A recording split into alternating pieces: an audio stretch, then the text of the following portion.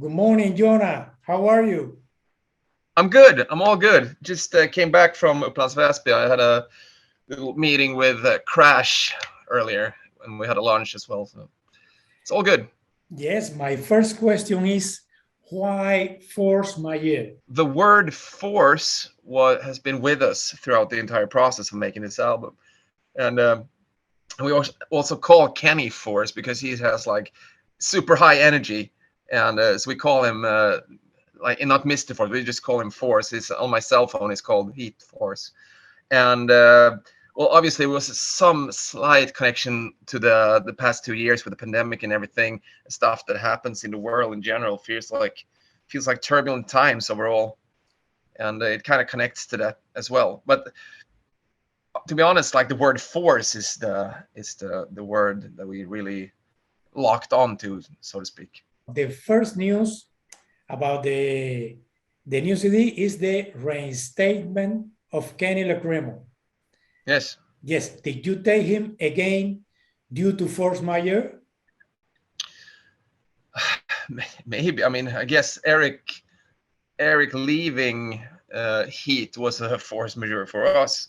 But for me, it was like Kenny was the only option that I really felt like approaching, and also I knew he would be interested in joining the band again because he insinuated it to me earlier, and so it was kind of an easy process really to get him back on track. You could tell he was very excited when he finally got the answer. Oh, the question.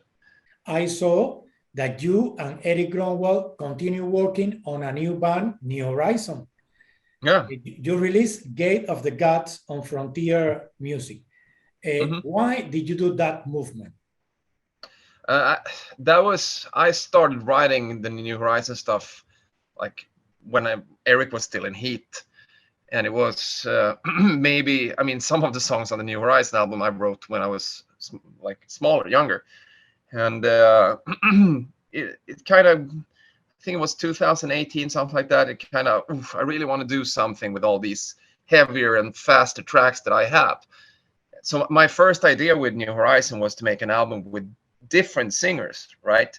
So I asked Eric if he wanted to do 2 tracks while he was still in Heat, and he said yes. And then I also asked Kenny while he wasn't in Heat, and he also said yes. And then I was gonna have a bunch of different singers, But then when Eric had left Heat, we kind of, and he did these 2 songs, right?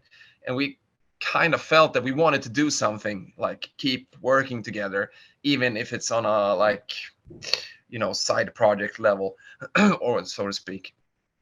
So we decided that he will do the whole album, and now we are like sort of a duo thing here. But I mean, it's basically my music in the end, like in my project that I've been writing. Perfect. Let me confess you that something that I like it is that's mean that you and Eric become continue being friends even when they left the band. And Oh yeah. yes, and I just got off the phone with Eric. We spoke 10 minutes ago. okay. So, and tell me, New Horizon is going to continue, or it was only one recording? No, I mean, we will see how and it will proceed in the future. But I have contracts for several albums, so, and I have material for another album, so we'll definitely keep releasing. Whether it will be with Eric or not, it's not entirely certain, but we'll see. Yes. So, Eric Gromwall is now the singer in Skid Row. What do you think Yes, about this? it's so cool. I mean, his life is basically a book writing itself. He did this Swedish Idol audition singing 18 in Life, and then he went ahead and won the whole thing. The Swedish Idol. And then he joined Heat, and it got leukemia. He was sick, and he told himself if he ever got better from the cancer, he would keep singing for the rest of his life. And we did the New Horizon stuff, and then just all of a sudden, out of the blue, one of his favorite bands asked him to be the new lead singer. I mean, it's a fairy tale. It's so cool, and I 100% support him in everything he does, and especially joining Skid Row is super cool. The band has created in Force Majeure a fictional world named H.E.A.T. Does it mean that this could be a concept disc or something like that? No, not really. I mean, it's just a graphical theme, really, and something that we really liked. We like. It's cool to have.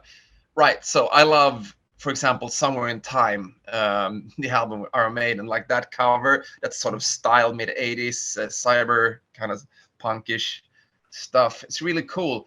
I mean, you can still have a concept, like a visual, a graphical concept to an album, and that's what we did. Like, come for this album now, you're welcome to Heat City. This is the environment we created to have some fun with this particular album, you know. But the songs are of different nature, like when it comes to lyrics and style. Even it's not just some Heat City concept. I like the cash word that I read on a video, the soundtrack for a rocking summer. Who got the idea of this expression? Record company. But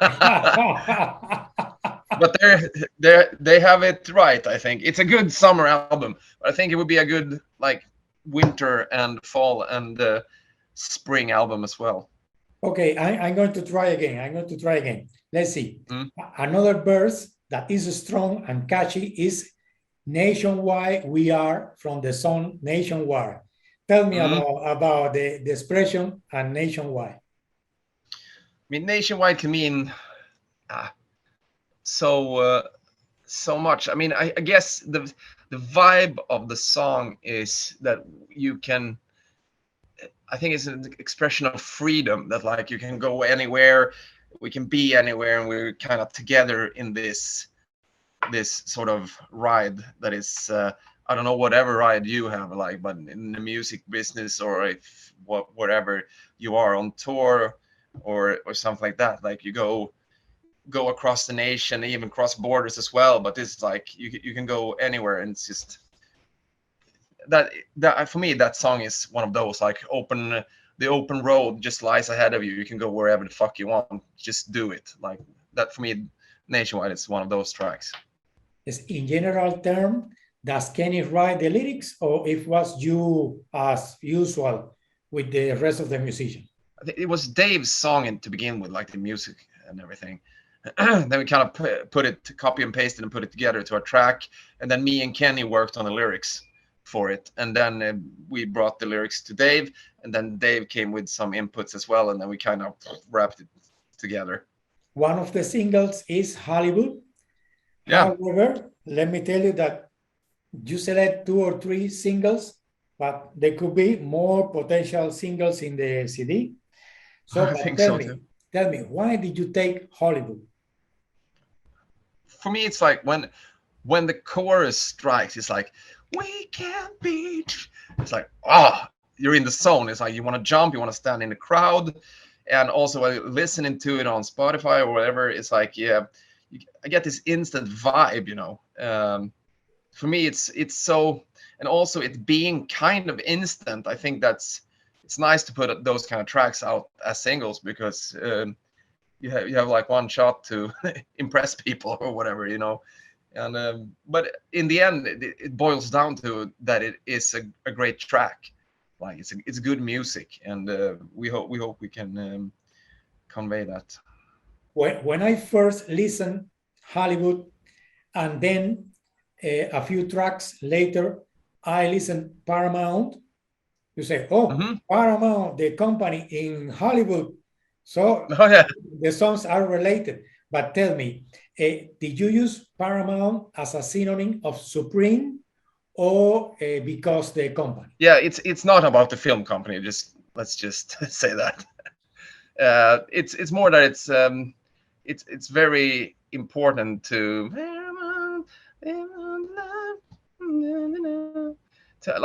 bring the, I don't know, whatever kind of message it is, but it's like to turn on the lights from shore to shore. You know what I mean? Yes. It's kind of, you want to build a bridge between people, like bridge the gap and like connect people and like get this sense of unity. Really, it's one of those tracks. It's like, even though people, for some people, one thing is correct and it's the truth, and for another one that might be like false and everything. And in this day and age, it's so important, it's paramount to keep things straight and like try to stay true, so as close to the truth as possible, I think. I was looking for some news, and the Spanish press, the musical Spanish press, are calling H.E.A.T as the heirs of the 80s hard rock. What do you think? It's cool. I mean, it's hard. I mean, obviously we do fucking love the 80s metal hard rock, and that's where we like take our main inspiration from. I mean, it's very humbling. It's super cool to hear that they're saying stuff like that. I mean, I think we have our little own space in the timeline where it's like a lot of new melodic metal and rock bands. It sounds a bit 80s, but still it's like it's something new to it as well these days, if you know what I mean. I mean, obviously the sound is more modern than it was in the 80s, but like melody wise, absolutely. But you know, we like all kinds of metal from the 70s to the 2020s, 2010s, early, you know, the power metal stuff, obviously.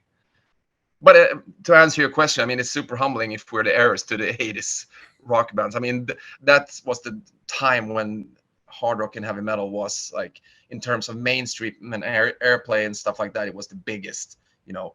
And we haven't really, being born in the 80s, we haven't really experienced that. We just saw the videos of, you know, Bon Jovi, Kiss, and all those arenas, Def Leppard, sold out, Iron Maiden. You know, we were like, shit, we want to do that too. Like that is what we're gonna do. And I mean, hopefully one day we can play arenas as well. Of course, you are close to do it. Yes. So the band is taking Spain by assault. You come almost every year. Maybe you didn't come because there was the lockdown, but I have seen you more than once. I saw you at Leyendas del Rock. The concert was extraordinary. But this year, you have visited us twice, one in May and the other in July. Tell me, yes, are you coming in September again? Maybe. if someone wants us to come, we will come. We fucking love Spain. I mean, it's probably the best place to play in the world for us. I mean, we did Madrid, Barcelona, and Burgos. I mean, Burgos, we never played there before. We came there, I think it was 800 people. It was like first time. We were like, wow, Spain, this is our place. And but yeah, I mean, it's a bit different because those were the headline shows in May. You know, it's our own show. We go on a tour in Europe, and now we're playing Granito Rock. Yes. And it's a festival. I think it's also it's free entry, I think. Free. Yeah, so that's pretty cool. It's outside Madrid. And yeah, I mean, hopefully, I mean, we would love to play a bunch of festivals as well if we could, you know, but I mean, everything is obviously postponed since 2020, so the builds are already set. So hopefully next year we can come back in 50 times. Would be awesome to play like the southern parts. We played the Granada once, 2009 with Ed Guy. Maybe you need to take the map of Spain, mark the cities you have visited, and then the next plan is to go to the cities that you have never been playing there. That would be awesome. It would be amazing. Yes, of course. So I have seen that there are some bands trying to enter the American market. However, I don't see this major interest in H.E.A.T. Why? It would be amazing to play in America more. We played the cruise, like the Monsters of Rock cruise, twice. Yes. That's basically, and we played Chicago twice. It would be awesome to do like a tour and see more cities and play, even if it's like small clubs or whatever. It'd be cool. I think, I mean, all our music is released in the States, and I mean, obviously also South America would be great. We played in a band of Martina Edoff in 2015 in Buenos Aires. It was crazy. The crowd there was amazing as well. So I guess like people speaking Spanish are awesome crowds, basically. So that, I mean, no reason. We would love to go to America more. It's just hasn't happened really for a bunch of reasons. But I mean, we're launching the new album in America as well, and hopefully we can get some shows there. And tell me, do you have future plans to play apart from Granito here in Spain? Oof. I'm not sure. I don't think we have anything booked as of now.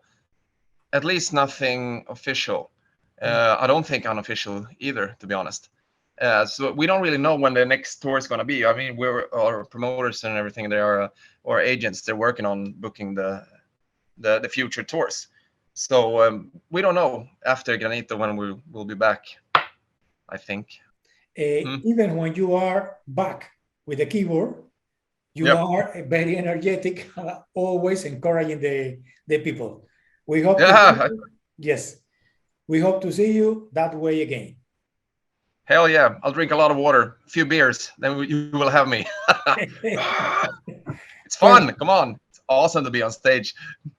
Perfect. So this was basically our question. Jona, thank you very much for your time. Okay. Thank you very much for having me. A pleasure. See you there then. We'll have a cerveza. Perfect. Bye-bye. Awesome. Have a good day. Bye now. Bye.